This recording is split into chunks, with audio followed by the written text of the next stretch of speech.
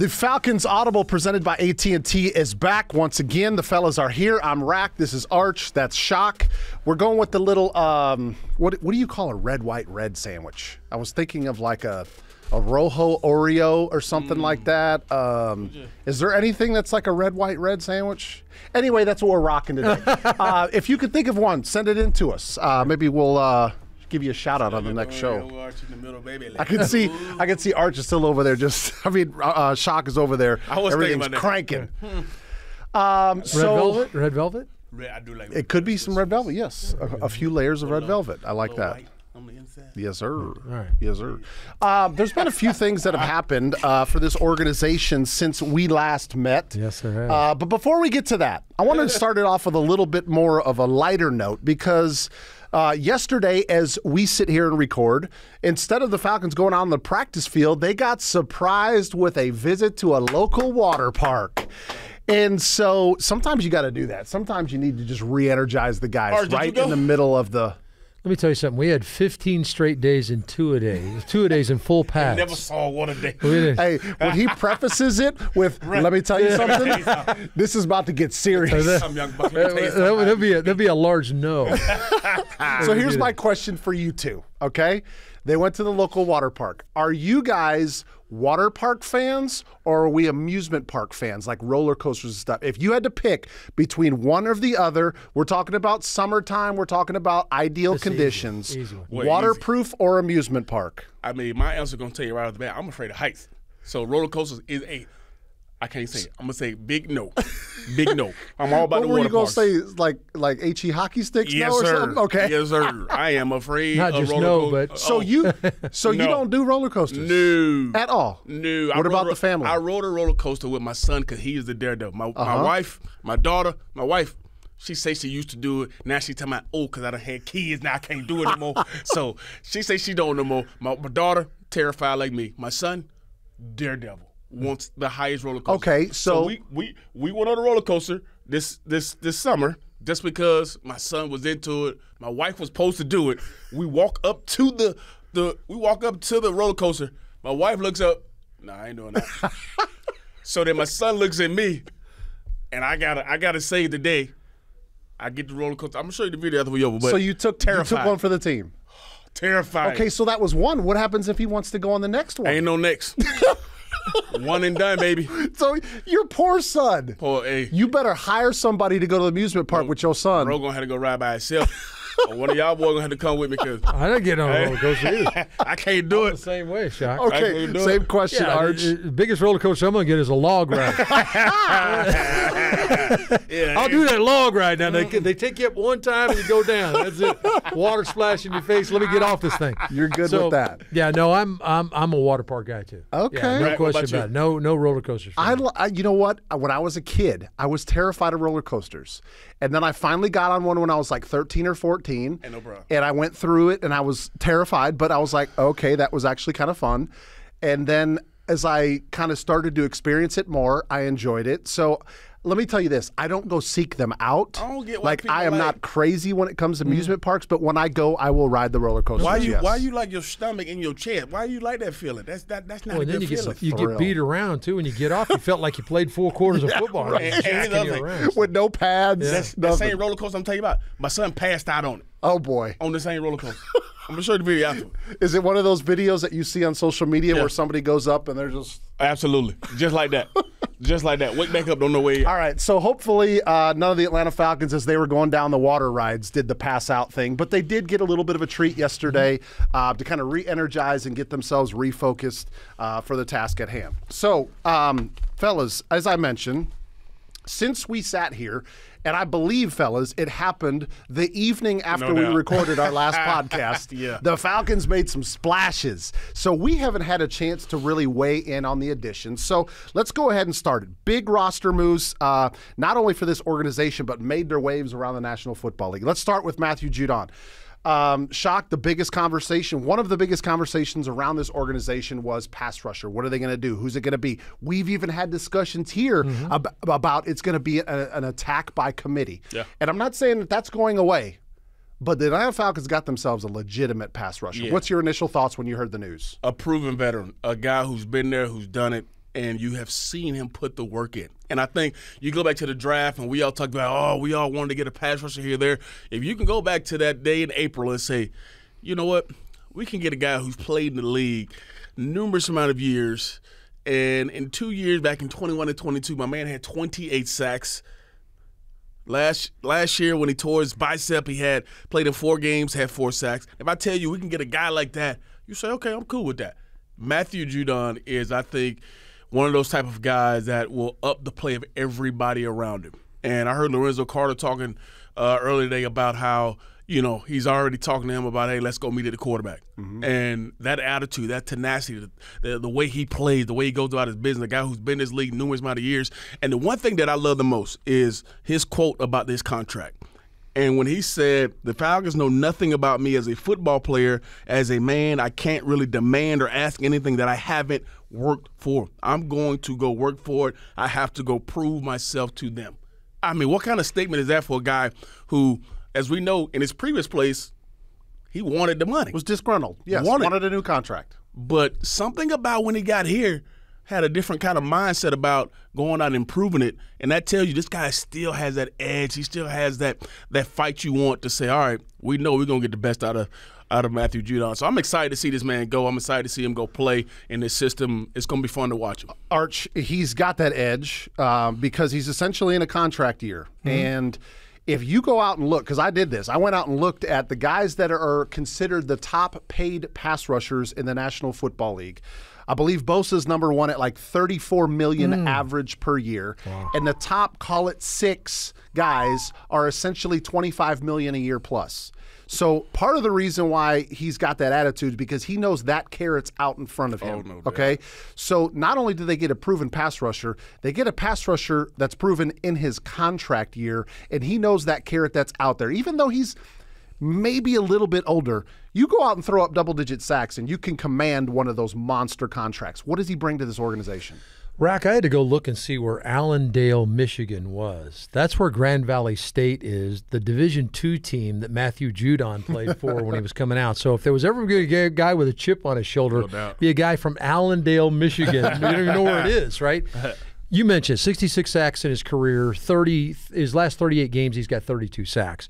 You talked about all that. What he brings is a heavy-handed guy that has the versatility to play outside linebacker, but he's got versatility in his ability to rush. I went back and looked at tape on Matthew Judon, and you're going to find moments in the 66 sacks where he got singled up on a tight end, and he ragdolled the tight end, or a back came over and a back had to try to pick him up because they were sliding the line away, and he just destroyed the back. I went back and looked at sacks against tackles. And he can run through a tackle. He's got a power rip where he gets right on the inside shoulder and pushes the tackle back in. He certainly has the athleticism, the speed to blow by. And then he's also got the ability to change direction. Up the field with a power rip, trying to get to the outside, spin move back to the inside. He's on the quarterback and the ball's out. He's generated, 10, 12 forced fumbles in the 66 sacks. They're getting a versatile player that you guys just pointed out has probably always had a chip on his shoulder, and thankfully for us, hasn't lost it because he's in that year. And I thought it was so refreshing what Shock just mentioned, that he said, well, the Falcons don't know me. I need to go prove it to them. He's proven to the National Football League. I think he's the 33rd best player based on player voting in the National Football League. He's the number 33 guy on the top 100. So he's proven it to his peers. He's proven it to everybody. He wants to prove it to the Falcons. That's great news to us. Well, and guys, this is an area where I felt like, again, I always look at it from an opposing offense standpoint, okay? If you don't have that guy on the outside, or you don't have that alpha on the inside either, you don't really force an offense to game plan around somebody, right? And Matthew Judon now, to me, demands the respect in game plan meetings when you're going to set up a pass play against this Atlanta Falcons defense, that they have to know where he's at. They have to circle him. They have to direct protection towards him. Sometimes they have to bring 2 guys on him. And I don't know if that player was here before. I don't know if that player has been here in a while out on the edge for the Atlanta Falcons. And now, DJ, they've got that guy. Yeah, and one last cool stat I saw, just looking up some stuff, on past 5 seasons, the 4th highest pressure rate. And the only guys in front of him, Micah Parsons, Joey, and Nick Bosa. and then Matthew Judon. You're talking about a guy who can get after the quarterback. And we've talked about it for a long time. Pressures, havoc rate around the quarterback, forcing the issue. We saw it in the last couple games. The ball, if you get around the quarterback, you force the ball out of his hands sooner than he wants to, good things possibly could happen on the back end for your guy. So having a guy who's been there and done it, who's proven he's done it for the past 5 years, come on, man. Well, and I heard a comment that was just idiotic. I heard somebody say, well, you got a lot of secondary sacks. Okay, well, if he's sacking the quarterback, I'm good with that. I don't care if it was like 3 seconds later or not. Quarterback's got the ball, and he's laying on top of the quarterback. Yeah. That's good for us. Yeah. So there's been a lot of kind of dumb comments about it. But look for the customary sleeves, too. He's got the red sleeves. You'll be able to find him. Yeah. And so will most of those offensive linemen. They're going to know where he is, too. Well, he came to the right organization where red is part of the official uniform. So welcome to Atlanta, Matthew Judon. A lot of people will probably say, hey, you gave up a third-round pick. I think obviously that's going to play itself out on the field this year. You get double-digit sacks from a guy, and then maybe you have an opportunity to get him back next year. I think that's worth a third-round pick if he's able to affect opposing offenses and quarterbacks like this organization expects him to. So that not just one, but there was a second player that was brought into this organization. A second player was brought on. And Justin Simmons, who was arguably the best free agent available, came over from Denver, 8 years there, 30 interceptions. Again, another one of the top safeties in the NFL. Arch, to pair him with arguably the best safety in the NFL. So we talked about what Judon brings. What does Justin Simmons bring, not only to this defense, but to the secondary? Yeah, it sounds kind of good to say your two safeties have 50 interceptions and 11 forced fumbles in their limited time in the National Football League. That's what Justin Simmons and Jesse Bates brings to the table. He's got great range. If you go back and look at his tape, and I went back and I think I saw all 30 of his interceptions, he shows a variety of things.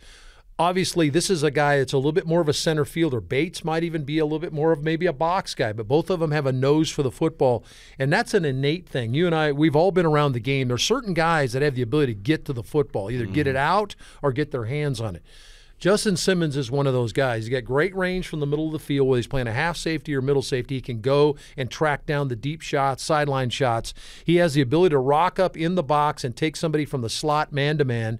And he also has the ability, hey, if you're going to bring him up in the box, he can rush the passer. I think he's got 4.5 or 5 sacks in his career as a safety coming off the edge. He has, I think, 19 tackles for loss in his career, so he's up around the line of scrimmage making some plays there. So a lot of versatility now, and you pair him with Bates, you pair him with Richie Grant. Now all of a sudden you got 3 guys that can all cover, they can all get down in the box, they can all play the back end. It's going to be hard to figure out, okay, where's the safety at? I mean, DJ, if you're Jimmy Lake, was this not like the best trip to like the ice cream store this week? I mean, he already had really good pieces to work with on that defense, and then he got Matthew Judon and Justin Simmons. So start thinking about the different ways that Jimmy Lake, I mean, you were just talking about it, rocking these safeties up and down, and when you bring one safety down, it's not like you're losing anything from ball skills on the other one that's still back. First off, shout out to Terry Fontenot and his staff for finding ways to make this work first off and being able to add to this defense that's already we thought was going to be special, but to add these 2 guys and add Justin Simmons to it. And you mentioned it, to have the ability to be able to play high hold, to play in the box, to be able to rock and roll guys. And as we know, as offensive guys, we always think about, okay, where's the matchup? Okay, we get this type of formation, we motion them this way. Guess what? We know this guy's going to roll down, and we got the matchup we want versus this safety. Well, guess what? It don't matter which way you go with these guys. You're going to feel good about whoever's in coverage. You're going to feel good about who's ever in the box because these guys have been there, done it. One cool thing I know is this is a guy that loves the football. And we already got a guy, number 3, in Jesse Bates, who loves the football. This is a guy in Simmons who he's been in the league for 8 years. Every year of his career, he's had at least 2 interceptions. You're talking about being around the football, understanding. I went back and watched some stuff, too, and you just see sometimes – he's in coverage, or he just flashes out of anywhere and he picks the football off, or he's somewhere around the ball to punch it out. This is a guy that you want to have, with this defense also put together with Jesse Bates because of what they can do. And Jimmy Lake, I mean, I feel like Terry walked in and say, hey, how do you feel about Justin? What? How do you feel about what? Yeah. We're thinking about adding these guys. What you think? Yeah. So it's going to be – I think we've over the last couple of weeks talked about how multiple this offense can be and what Zach Robinson can do with all the different parts. Jimmy Lake's going to have the same thing. They're going to be in this room on a big board made of drop so many different schemes and come from different places and have so many different guys. I mean, not many teams around the league have the three guys like Arch just talked about in that secondary that you can have an interchange and there won't be much of fall off. It's going to be interesting to see how you bring all these pieces together and how offensive coordinators try to figure out, okay, where's our mismatch? How do we find ways to pick up chunk yardage plays? It's going to be tough to do on this defense. Guys, we sit in this podcast and we all wear shirts that have Falcons on our chest, right? And we sit in a studio that says Atlanta all around us, right? So the easy thing to think is that, yeah, we're biased, and we are a little bit. But am I wrong, fellas, in thinking that there's probably the most preseason excitement around this team that there has been in a long time, Arch? Is that fair? Yeah, no question about it. I think that if you went back, you'd have to certainly go back about 5 or 6 years. Obviously, 16, 17, those are the last 2 years Atlanta was in the playoffs. The 17 season, you got nipped by Philadelphia. In Philadelphia, they went on and won the championship. You felt good about that team coming back in 18, so there was probably some excitement around that. But this one's different, Rack, in that I think that you hit on a good point here. It's guys that you've seen make plays in other places. Kirk Cousins, Matthew Judon, Justin Simmons. You're saying, wait a minute, all those guys are my guys now? I mean, and that's different than carrying your team over from 17 to 18, right? You kind of knew what you had. You had guys coming back, and if they play at this level, now there's kind of an uncertainty. Wow, what level can they go to? Did we just put together the best pair of safeties in the National Football League? Mm-hmm. What's that going to look like with this guy, this fire breather coming off the edge named Judon? Wow, that's exciting. Sends chills down my back thinking about it. There's a guy that's played 10 years for this organization that said, this may be the best team I played on, in Grady Jarrett. Yeah. He said, now, of course, this is all on paper, but we've got guys who've proven it and done it. I can't wait. Yeah. I can't wait to go and play with these guys. And that speaks volumes for a guy who's been around 10 years coming off an injury, and he looks up and says, you know what? We can be scary. You love to hear that from a guy who's been around and done it. Cousins, Judon, Simmons, paired with Bijan Robinson, Penix behind Cousins, so you feel good about your quarterback situation.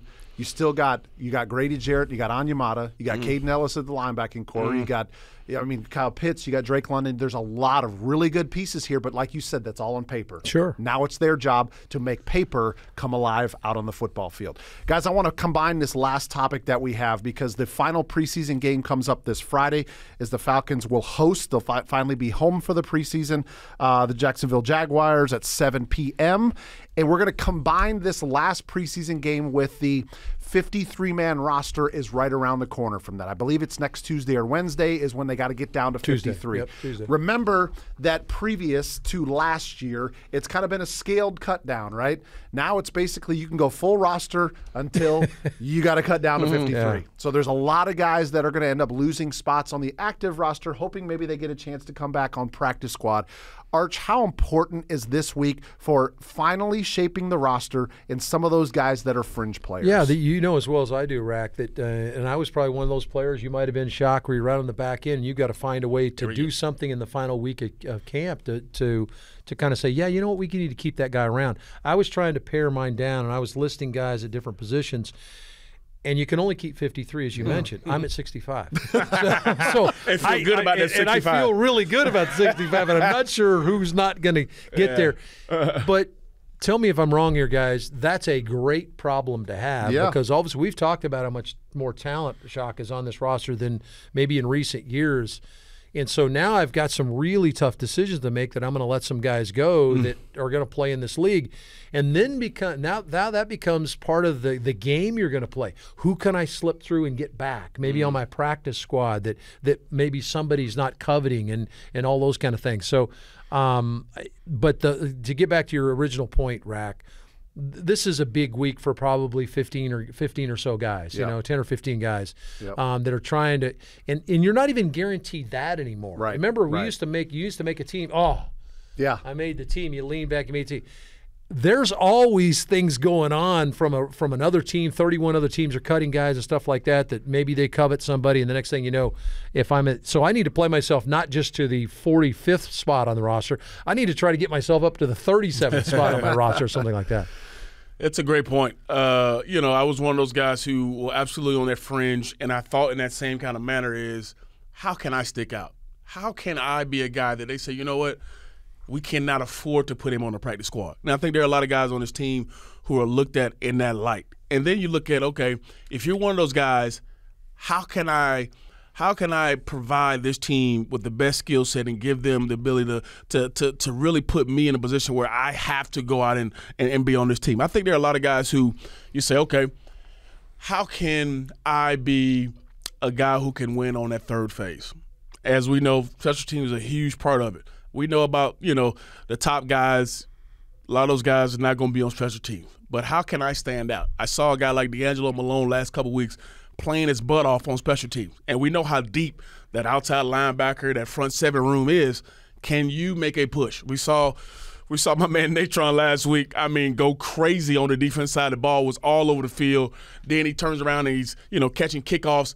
How versatile of a player can you be that they say, you know what, this is a guy that we don't have to bring in two other guys. We got one guy who can do two different things. Mm-hmm. So I think there are a bunch of guys who you say, whew, can you flash one more time for me? You're right here sitting on top of that fence.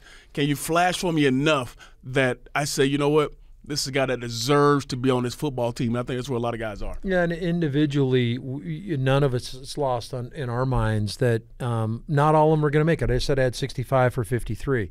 There's 31 other teams in the league. Yeah. Mm-hmm. And all the tape you're putting out there, believe me, these scouting departments are scouring the league for guys that fit what they want to do, have a certain mentality. Atlanta's roster is talented. We've talked about it. Some of these guys are going to be on somebody else's roster. Yep. And that's part of it, too. As much as we want them all and we want to wrap our arms around all the guys and keep them here in Atlanta, you want them to play in the league. And so there's going to be an opportunity if they can go out and ball out this weekend. Is this a team that you think is the deepest it's been in a long time? Because you talk about having so many guys on this freaking roster. You look around and you say, whew, which guy can you let go? Because it's going to be tough. Is this the deepest you've seen? You've been around and called these games for years. To have a team this deep, and we talked about it going into camp, how deep this team was going to be in a lot of spots. Is this one of the deepest you've been around? No question about it, Jock. And I think that for the first time in a long time, the depth for me is on the defensive side of the ball. A lot of times you're looking at, okay, all the bells and whistles on offense. We got 6 receivers. We got 5 running backs. We got 3 tight ends. Well, we still have some guys that can play on that side of the ball, but I start looking at the defensive. How many defensive linemen can you keep? Yeah. You and I were talking about it. You can go like 10 deep on the D line. No, I'd really like to keep that guy. I would like to keep that guy. I'm looking at my list. I got 9 D linemen on here. I don't know if they can keep that many guys. Yeah, I kind of did the same exercise, not necessarily with names, but more or less of numbers, like how to make the numbers work. And I wrote down 6 D tackles and 5 outside linebackers, right? So that's essentially 11 guys, but you're probably thinking more interior guys. Yeah. And there's just not enough roster spots. That's exactly just right. 53, right? So there's some tough decisions that are made. And like you said, maybe a guy that ends up getting released here is picked up immediately by another team. But for the younger guys, you made a couple of comments when you were talking about special teams. You're talking about deserve. You were talking about flash, right? Special teams. I look at it this way, and this kind of goes all the time when you're trying to make any kind of team, is how can you make my job so hard as a coach that I can't afford to not have you on the team? Right, that's a good call. That's what they have to do. Yeah. You got to make yourself so valuable that coach has no choice but to put you on it because you are that important to the team. That's a great call. And that's what they're trying to do. You would be ill as a coach if you saw him on another helmet. I would be dumb if he has another helmet on and he's not on my team, I'm going to be ill. That's how you got to make the coach feel. That's what we will find out on Friday, and then the next few days after that is the Atlanta Falcons prepare to pare down their roster to the initial. We always got to say it. The initial That's correct. 53-man roster. And For this sure. thing will evolve every single day, if not every single week, of the entire 2024 NFL season. That's going to wrap it up for the Falcons Audible, presented by AT&T. Thanks so much for joining us, everybody. Continue to like, subscribe. Remember, I messed that one up last week. Subscribe, review, Spotify, iTunes, AtlantaFalcons.com, and YouTube as much as you would like. If you want to keep seeing us back, you got to let us know that you want to keep seeing us back. We'll be back next week and hopefully talking about a lot more, all things Atlanta Falcons. Thanks for joining us, everyone.